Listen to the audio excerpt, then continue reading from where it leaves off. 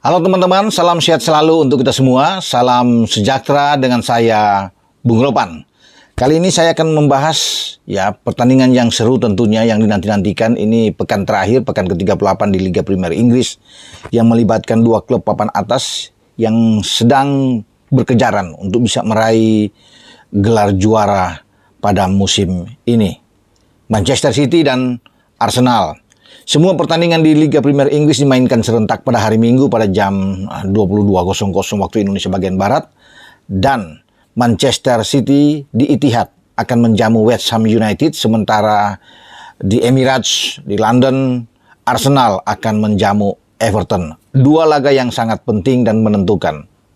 Di Etihad, Manchester City sebagai juara bertahan harus memenangkan pertandingan untuk mengunci gelar juara mereka dalam 4 musim terakhir secara beruntun.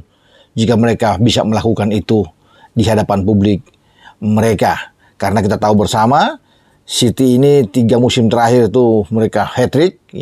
Bahkan dalam 7 musim terakhir, Pep Guardiola sebagai arsitek City mampu memberikan 6 gelar juara mereka kalau mereka bisa menjadi juara pada hari Minggu ini. Karena 5 gelar yang mereka dapatkan itu di 2018-2019 terputus pada 2020 dengan Liverpool menjadi juara. Tapi di 2021, 2022 dan 2023 City tampil sebagai juara. Nah, itu saya bilang mereka akan menyapu 6 gelar jika musim ini mereka bisa melakukan itu yang dengan hasil yang gemilang secara total. Mungkin ini gelar ke-10 mereka untuk bisa menjadi juara di IPL. Peluang bagi City sangat besar.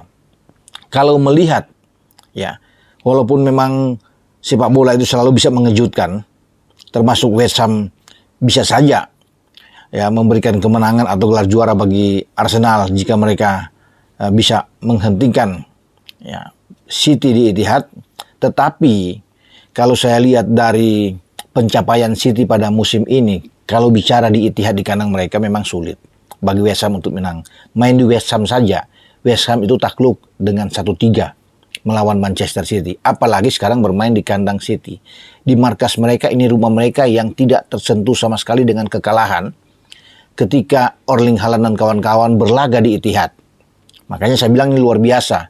Kalau sampai West Ham bisa mengalahkan City, berarti West Ham adalah tim pertama pada musim ini yang bisa mengalahkan City di Etihad. 18 pertandingan terakhir di kandang mereka, City itu luar biasa. Hanya 5 kali imbang. Hanya ada 5 tim yang mampu menghentikan mereka untuk menghasilkan 5 poin di Etihad. Selebihnya City menang.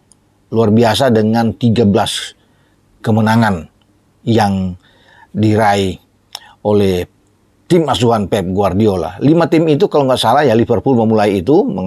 Menahan City, ada Tottenham Hotspur, mungkin ada Crystal Palace yang ada di sana. Ada Chelsea dan Arsenal tim terakhir.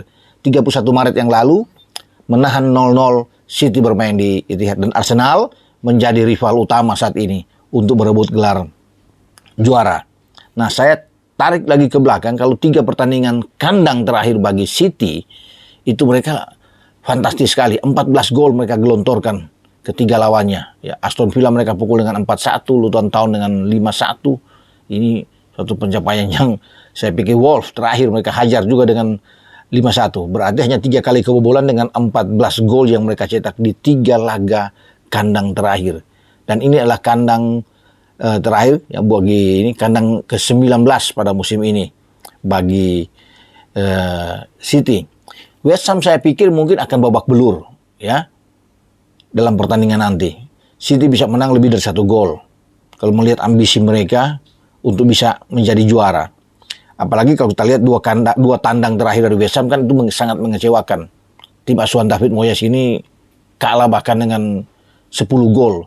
Dihajar terakhir oleh Chelsea bahkan dengan 5 gol tanpa balas. Dan sebelumnya disikat oleh tim sesama London mereka, Crystal Palace mengalahkan West Ham bahkan dengan 5-2.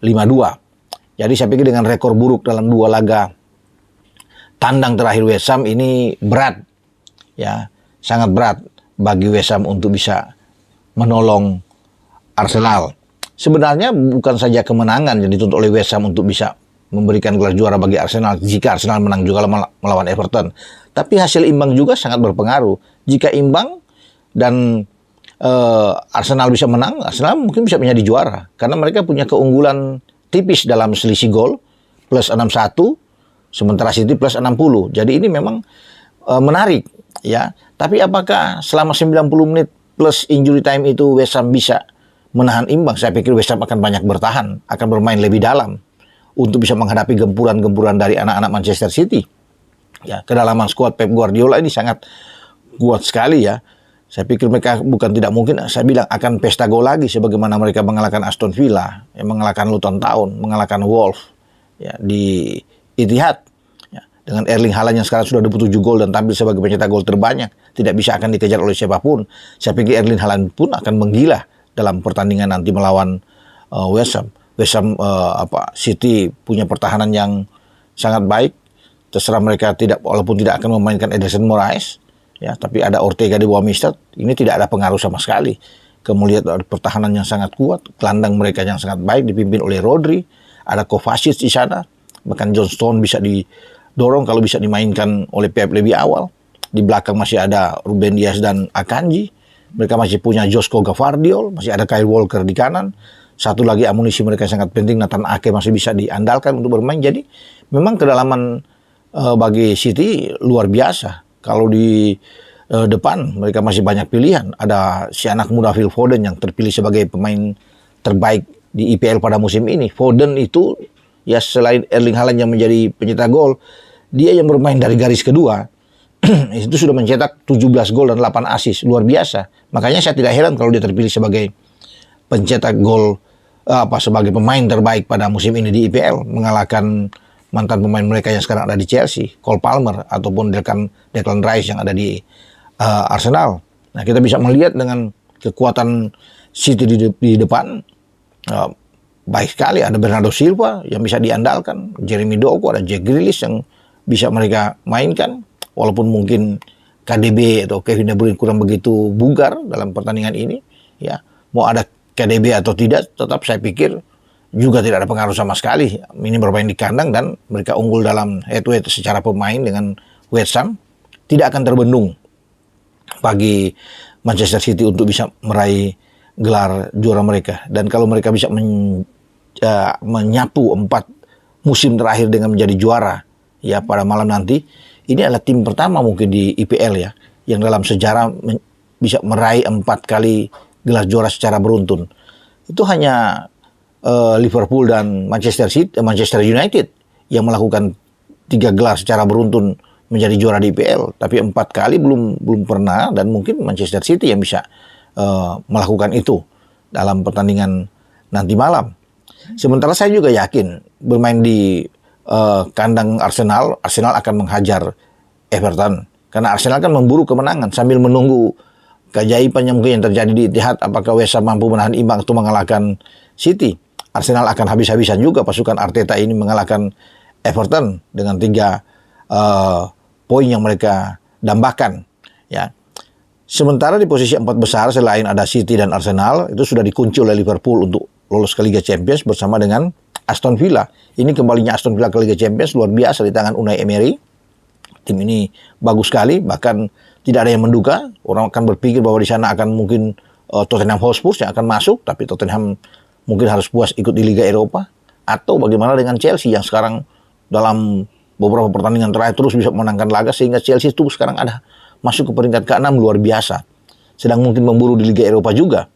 Bagi Chelsea, mereka bisa melangkahi Manchester United yang turun ke bawah. Manchester United satu pencapaian yang bagus ya di akhir musim, ketika tidak ada yang menyangka bahwa mereka masih tengger di urutan 10 besar, tapi kemudian secara perlahan Chelsea bisa naik terus kan sekarang berada di peringkat ke-6.